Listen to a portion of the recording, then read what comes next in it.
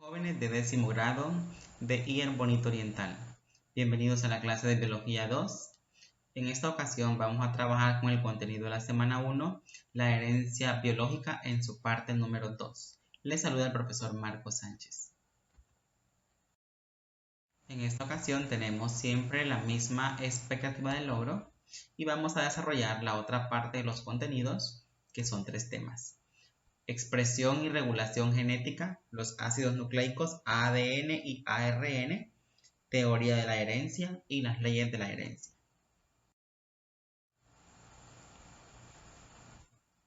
Regulación de los genes. Para que un gen se exprese es necesario que sea transcrito o traducido. La proteína resultante lleva a cabo acciones dentro de la célula. La expresión de los genes se regula mediante los siguientes mecanismos. Las funciones de la célula. Cada célula va a sintetizar proteínas para expresar genes específicos. Por ejemplo, las células musculares solamente sintetizan una gran cantidad de proteína como la miosina y la actina, necesarias para la contracción muscular. Siguiente expresión de los genes. La etapa de desarrollo del organismo. Esta sucede cuando nacemos. Un ejemplo de ello es, nuestras células sexuales empiezan a crecer. Al momento que llegamos a la adolescencia, los genes que determinan la sexualidad se manifiestan por medio de los caracteres sexuales. Por ejemplo, en los cambios que hay en el hombre y en la mujer, son en la muchacha, por decir algunos, el periodo menstrual, ensanchamiento de las caderas, también abultamiento del busto. En el caso de los hombres, el cambio de la voz, y en el hombre y en la mujer empiezan a reproducir células sexuales. En el caso de los hombres son los espermatozoides y en las mujeres son los óvulos. Además, esto le da la opción de empezar a procrear o, en su defecto, empezar a reproducirse. El medio ambiente. Este determina la traducción de los genes. Un ejemplo de ello sería las aves migratorias que viven en climas templados. La creciente duración del día estimula el aumento del tamaño de los órganos sexuales, que producen las hormonas sexuales que estimulan el apareamiento, según la necesidad del organismo.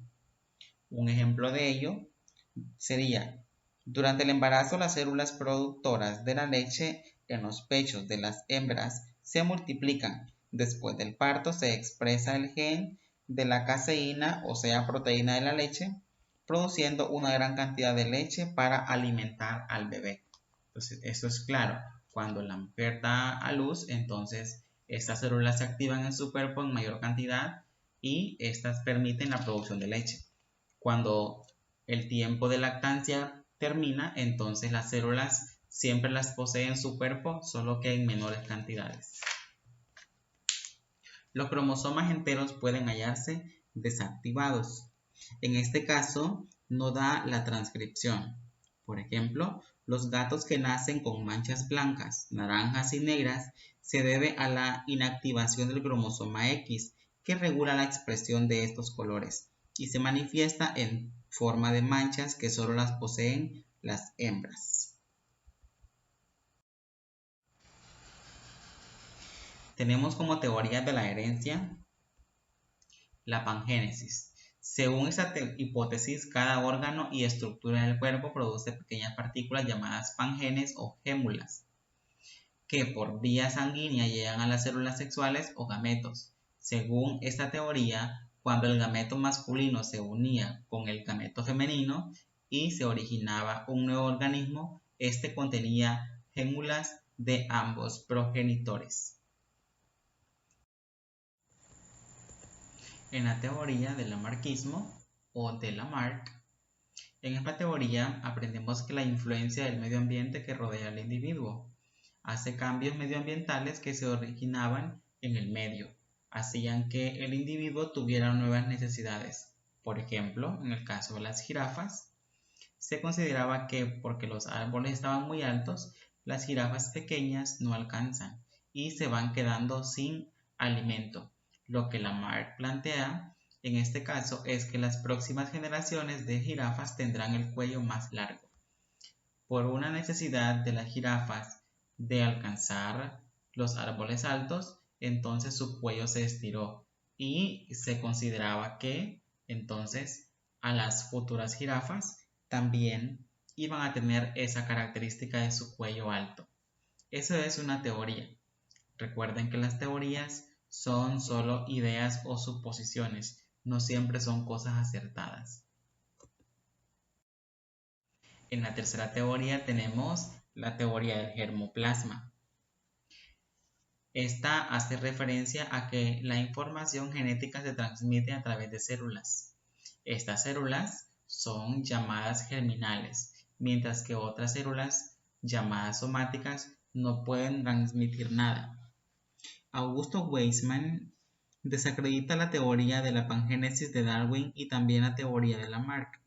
Esta última teoría decía que las características físicas adquiridas durante la vida del individuo son heredadas a las nuevas generaciones. Para esto, corta la cola a miles de ratones y los reproduce entre sí, esperando que las nuevas generaciones nacieran sin cola. Sin embargo, notó que los ratones sí nacían con cola. Entonces comprobó que en las teorías anteriores había información falsa, ya que aunque los ratones tuviesen la cola cortada, los hijos de estos ratones nacían con la cola completa. Y ese era un ejemplo de cómo contradecir las otras. Con ello, hemos llegado al estudio a las leyes de la herencia. Estas leyes son tres. La primera ley de Mendel es la ley de la uniformidad de híbridos 1 de la primera generación. Para sus experimentos, Gregorio Mendel seleccionó una variedad de guisantes, cuyo nombre científico es Pisum sativum, debido a que esta planta reúne ciertos requisitos como los siguientes. Son plantas fáciles de cultivar y poseen abundante descendencia. Poseen características que se pueden apreciar a simple vista y sus flores permiten la fertilización cruzada. En la segunda ley de Mendel estudiamos la ley de la segregación independiente de los caracteres. Después Mendel efectuó el cruce de semillas híbridas obtenidas de la primera generación filial. Encontró que reaparecían los colores originales, por ejemplo el amarillo y el verde de los padres, que esto era un 75% similar. Y con ello determinó en esta segunda ley que los factores que se transmiten de generación en generación se segregan en los parentales y se unen al azar en los descendientes para definir las características de los nuevos individuos. La tercera ley nos enseña la ley de la distribución independiente o de la libre combinación de los caracteres hereditarios. En esta ley, Mendel estudió dos características en los guisantes, el color amarillo y verde, la textura lisa y rugosa. Él observó que la textura lisa era dominante sobre la rugosa y el amarillo es dominante sobre el verde, tal como se puede diferenciar al verlas en un estudio que fue practicado por este mismo señor. Estas tres leyes nos llevan a la teoría cromosómica, que esta teoría cromosómica de la herencia armoniza los conocimientos de citología con los resultados de los experimentos de Mendel y se basa en los siguientes puntos básicos. Los genes vienen en pares y se encuentran en los cromosomas, colocados uno a continuación del otro. Los genes que están muy juntos sobre un cromosoma tienden a heredarse juntos y se llaman genes ligados. Y un tercer punto es los genes de un mismo cromosoma pueden heredarse por separado debido al entrecruzamiento que ocurre en la meiosis.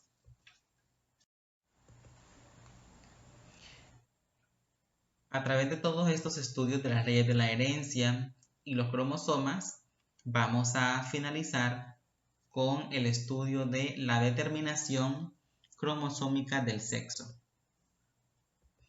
Para determinar los cromosomas, los estudios que se han realizado a lo largo del tiempo los han llamado X y Y. Estos cromosomas se pasan o son heredados a los hijos y cada ser vivo tiene 23 pares de cromosomas. En nuestro caso tenemos 23 pares de cromosomas. ¿Qué significa eso? Que en total tenemos 46 cromosomas. De esos 46, 23 cromosomas son de mamá y 23 cromosomas son de papá. Es decir, cada uno aporta una parte igual al momento de concebir los hijos. Estas combinaciones pueden ser XX y XY. El cromosoma XX es un cromosoma que forma el sexo homogamético y el cromosoma XY es una combinación que forma el sexo heterogamético. En otras palabras, el cromosoma XX es femenino y el cromosoma XY es masculino. Ahora, ¿cómo definir o quién define el sexo en el caso de los seres humanos? En los humanos se aplica de la siguiente manera. El sexo del bebé depende del hombre, no de la mujer. Y esto es, en teoría, por estudios cromosómicos. Vamos a hacer los ejemplos. Recordemos que la madre, el sexo femenino, tiene 2 cromosomas X y el hombre, o sea, el padre, tiene cromosoma X y un cromosoma Y. Entonces, ¿cómo se combinan estos cromosomas? Si al momento de concebir los hijos, la mujer aporta un cromosoma X y el hombre aporta otro cromosoma X, entonces tendríamos 2 cromosomas X y eso formaría a una niña o a un individuo sexo femenino. Luego, ¿qué sucede entonces si la mujer, como solo tiene sus cromosomas X, en cualquier momento ella va a aportar un cromosoma X? Todo el tiempo va a ser cromosoma X. Ahora bien, aquí hay un cambio. ¿Qué sucede si el hombre aporta un cromosoma Y? Entonces, sucede que el bebé va a ser del sexo masculino. Y así funciona todo el tiempo esto de los cromosomas.